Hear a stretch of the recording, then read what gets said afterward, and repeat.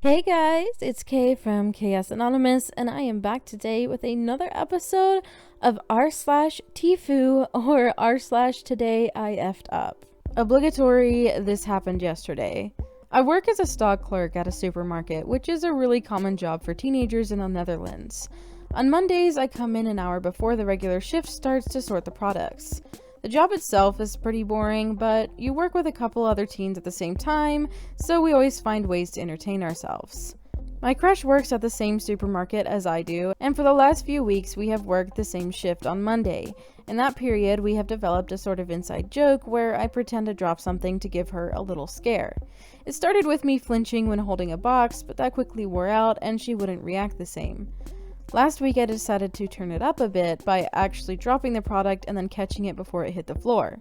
That worked great the first few times, but that also wore out. Yesterday, I figured I could turn it up just one more notch. I had the idea to drop the product, catch it with my foot, kick it back up, and finally catch it in my hand. To top it all off, figured the best product to do this with was a wine bottle because it would produce the biggest scare. So, I walked up to my crush, wine bottle in hand. With just a few meters between us, I put my plan in motion. As I dropped the bottle, her face went in shock. This is going to be great, I thought to myself. It didn't go great. Instead of kicking the bottle back up, I kicked it straight towards her. The neck of the bottle hit her leg, causing the bottle to spin uncontrollably, before it finally hit the floor and shattered into a million pieces. Never before have I apologized so many times in a single minute. She found it pretty funny, apart from the bruise on her leg, of course. TLDR, I tried to give the girl I like a little jump scare, accidentally drop-kicked a wine bottle into her leg. Smooth. Just real smooth. I feel like you're not quite getting what a notch means. I think you turned it up by like 3 notches, and you just weren't ready for it, man. You just weren't ready for it. So I wanted to start by saying that this all started off pretty innocently. A female coworker at work mentioned that their daughter's extended family is perhaps notorious for being a little thoughtless around their child's birthday and causing disappointment. Let's call the child in this story Sarah. So, Sarah is a huge fan of a famous kids movie franchise and had been eyeing the figurines from the franchise for a long time. In the months leading up to her birthday, a relative started dropping hints that the child might be receiving those figures very soon. My coworker thought it was very sweet at first, thinking that this was a commitment by family to pitch in for a thoughtful gift. However, a few days before the birthday, my coworker mentioned how sweet it was that they were going to buy it for Sarah, and the relative looked surprised. Apparently, they just assumed the parent was getting it and were just having fun. Now, this wouldn't have been a big deal except her mom already spent their budget on a new bike and some other odds and ends. I don't think the relative intended to trick them, but it all seemed terribly unfair. Cue me. I have a soft heart and I thought, what the heck, and decided I would step in as a secret benefactor and save this little girl's birthday. I also just so happened to have the coworker's address from sending Christmas cards the previous year. So a quick little hop on my lunch break and I queued up the little figurines to be delivered that weekend via Amazon. I even made it so the address just had her name on it so there would be no confusion about who it was for. Now, as it turns out, I had 2 packages going out that weekend. One on Saturday and one on Sunday. The Saturday delivery was a 15-pound bag of dog food that is auto-delivered by an Amazon subscription. I have it on auto so I don't have to remember to swing by the grocery store when we're running low. Also, as it turns out, there are a number of different places you can enter a new address on Amazon. One of those places apparently overwrites your auto-delivery address. Guess which one I selected. So Friday rolls around and I see a notification on my phone about the dog food delivery going out tomorrow. As luck would have it, I actually noticed that it was going to the wrong address and immediately put in a cancellation request. Crisis averted. On Monday, my coworker confronted me about the figurines. Apparently it wasn't too hard to guess since she only told a handful of people about it, and thanked me graciously. Apparently the bike they had bought had some problems with the derailleur, I don't know what that means, and had to be fixed, so her kid couldn't even enjoy the bike. She was really down about it when they noticed the package by the front door. Sarah got help from her mom to open it and apparently wouldn't stop playing with the toys until she finally ran out of energy. My coworker showed me pictures of all the places the figurines now live in her household.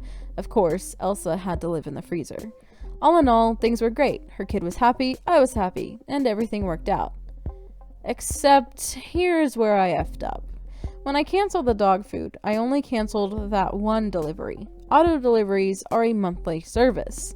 The next part of this story is as my coworker told it to me.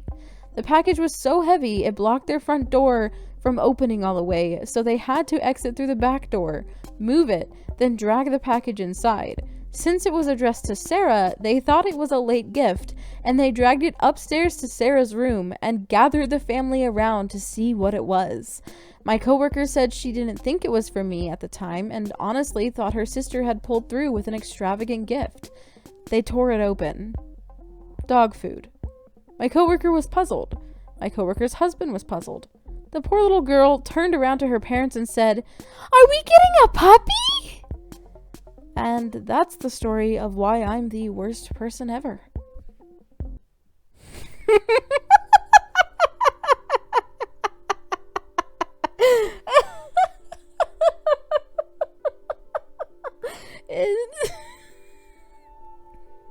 I can just imagine them be like, "Oh my god, here's like this huge gift." That's just dog food. Like, what the heck? Oh no. Oh, I really hope she's not disappointed that they're not getting a puppy. Oh my god. My F-up is currently in progress. My company's VP of sales sent me a meeting invite last Friday towards the end of the day.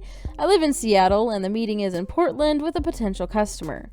VP gives me a call right after sending the invite and says that it's cheaper to fly than drive and to book a flight using a saver fare. I needed to get into Portland for the meeting at 9 a.m. on Monday and fly back that night no earlier than 6 p.m. I booked my ticket, get on the plane this morning, and text another coworker who lives in the area and also planned on attending the meeting to see if he can come pick me up. He calls back, frantic. He says, "Is the meeting today? I'm an hour away. I thought it was on the 9th. I check my email. He's right.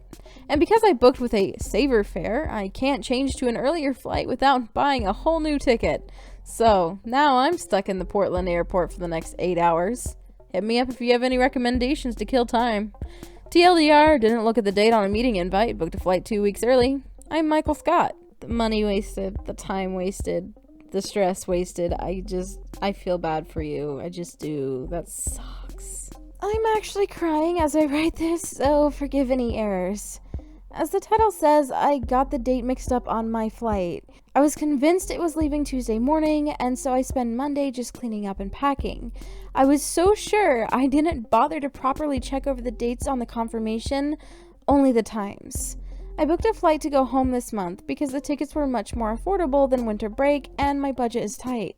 I was so excited to go home because I haven't seen my family in months, and this week would have been the longest stretch of time. But I didn't check the date properly. I'm so stupid.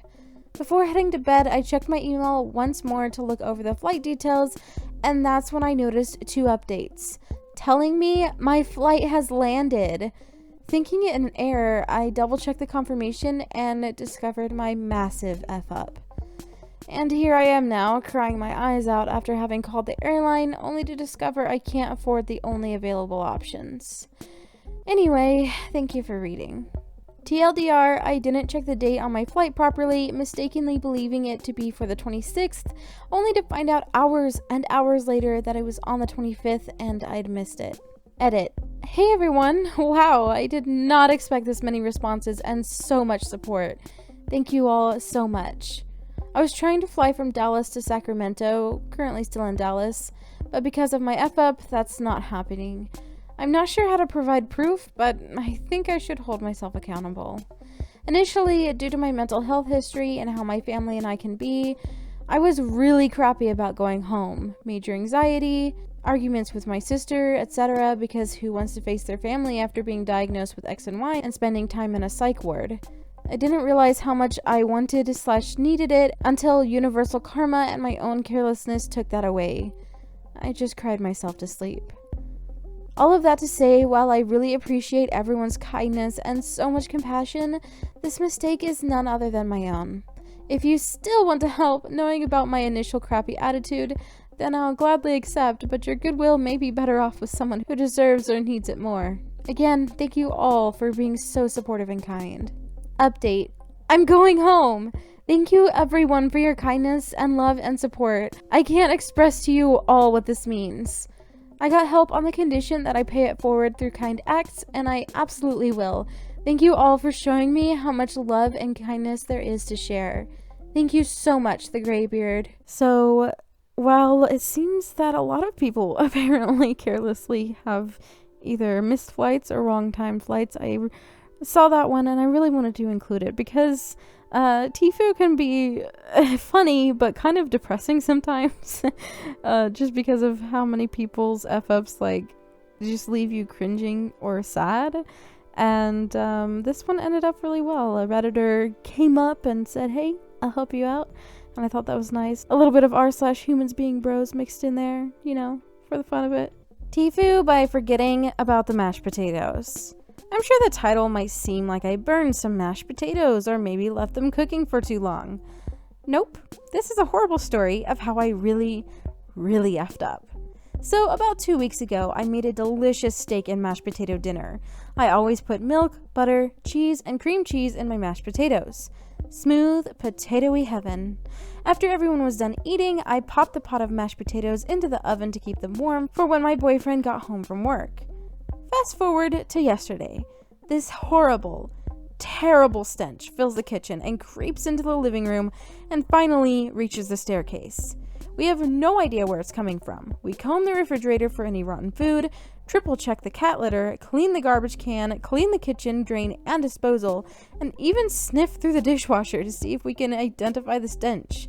Nothing. Today, I decided to make sugar cookies. Cute, right? I mix the batter, get the frosting ready to draw cute little pictures on them, and even get sprinkles out. I preheat the oven, and something tells me to check the oven to make sure there's no old pans or anything in the oven. I open the oven, and the stench was so absolutely revolting, it could have singed my eyebrows off. I begin to gag immediately at the sight of a half-full pot of mashed potatoes covered in grayish-green fuzz. I stupidly left the oven open and ran to the sink where I nearly threw up. My boyfriend, who came down to see why I was howling, did throw up and barely made it to the sink, spilling it to the floor.